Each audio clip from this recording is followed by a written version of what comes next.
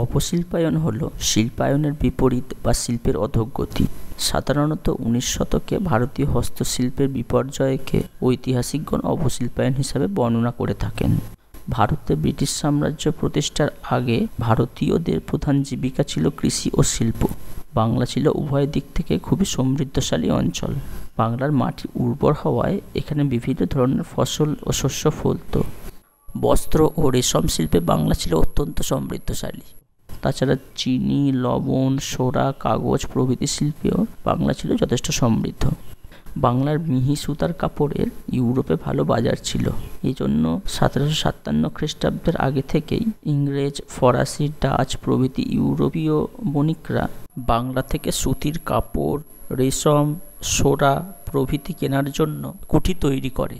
1757 খ্রিস্টাব্দে পলাশির যুদ্ধের পর বাংলার বস্ত্রশিল্পী বা তাঁতিদের অবস্থা খারাপ হতে থাকে। কোম্পানির এজেন্ট বা গোমস্তারা তাঁতিদের অগ্রিম দাদন দিয়ে কম দামে মাল উৎপাদনের জন্য চুক্তি করত। পরে তাঁতি চুক্তি অনুযায়ী সেই মাল কম দামে বিক্রি করতে বাধ্য থাকত। কোম্পানির কুঠির পাইক বা গোমস্তারা তাঁতিদের ওপর জুলুম চালাতো। ফলে অনেক তাঁতি তাদের পেশা ছেড়ে চলে যেতে থাকে এবং বস্ত্র ও রেশম শিল্পের অবনতি ঘটতে থাকে। আবার কাপড় তৈরির জন্য যে তুলার দরকার হতো তা কোম্পানির কর্মচারীরা তাঁতিদের কাছে বিক্রি করত। তাঁতিরা কোম্পানির কর্মচারীদের থেকে বেশি দামে তুলা কিনে কম দামে কাপড় বিক্রি করতে বাধ্য হতো এবং এইভাবে তাঁতিরা ক্রমশ সর্বশান্ত হতে থাকে। ইতিমধ্যে ইংল্যান্ডের শিল্প বিপ্লবের ফলে যন্ত্রের সাহায্যে প্রচুর সস্তার কাপড় উৎপাদিত হতে থাকে। ইংল্যান্ডের বাজারে ভারতীয় উঁচুমানের সস্তা কাপড় নিষিদ্ধ করার জন্য ইংল্যান্ডের শিল্পপতিরা সেই দেশের সরকারের উপর চাপ দিতে থাকে। এই তর্ক বিতর্কের মধ্যে ইংল্যান্ডের বাজারে ভারতীয় বস্ত্র বিক্রি নিষিদ্ধ হয়।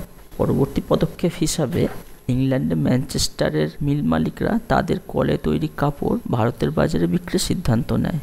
1793 খ্রিস্টাব্দ থেকে ভারতের বাজারে ইংল্যান্ডের কলের কাপড় আসতে শুরু করে। ফলে সস্তা দরের বিলাতি কাপড়ের সঙ্গে প্রতিযোগিতায় হেরে গিয়ে ভারতীয় তাঁতিরা পিছু হাঁটতে বাধ্য হয়। আবার 1813 খ্রিস্টাব্দের চার্টার আইন দ্বারা কোম্পানির একচেটিয়া বাণিজ্যের অধিকার লোপ করা হয়। ভারতের বাজার অবাধ বাণিজ্যের জন্য খুলে দেওয়া হয়।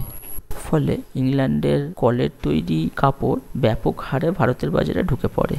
কোম্পানির বিলাতি মালের উপর আমদানি শুল্ক কমিয়ে দেওয়ায় দেশীয় তাঁতিরা প্রতিযোগিতায় পিছিয়ে পড়তে থাকে। এইভাবে বাংলার ও অন্যান্য অংশে তাঁত শিল্প ধ্বংসের মুখে পতিত হয়। ইংল্যান্ডে শিল্প বিপ্লবের ফলে নীলের চাহিদা বেড়ে যায়।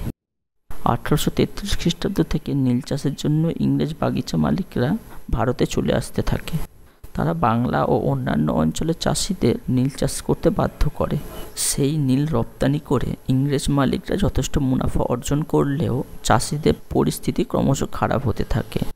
ভারতের জাহাজ শিল্প ধ্বংসের জন্য ইংরেজরা একাধিক পদক্ষেপ নিয়েছিল। 1814 খ্রিস্টাব্দে ভারত ব্রিটেন বাণিজ্যে ভারতীয় জাহাজ ব্যবহারের উপর নিষেধাজ্ঞা জারি করা হয়েছিল। অবশিল্পায়নের ফলে ভারতের শিল্পের সঙ্গে জড়িত বহু মানুষ বেকার হয়ে যায়। তারা শিল্পের কাজ ছেড়ে চাষের কাজে নেমে পড়ে। ফলে জমির উপর চাপ বাড়তে থাকে এবং দারিদ্রতা বৃদ্ধি পেতে থাকে। ঢাকা, মুর্শিদাবাদ, নদিয়া প্রভৃতি শিল্প শহরগুলি ধ্বংসর মুখে পতিত হয়। বহু প্রতিভাবান শিল্পী যারা বংশানুক্রমিকভাবে কোনো শিল্পের সাথে জড়িত ছিল তারা অন্য পেশা গ্রহণে বাধ্য হয়।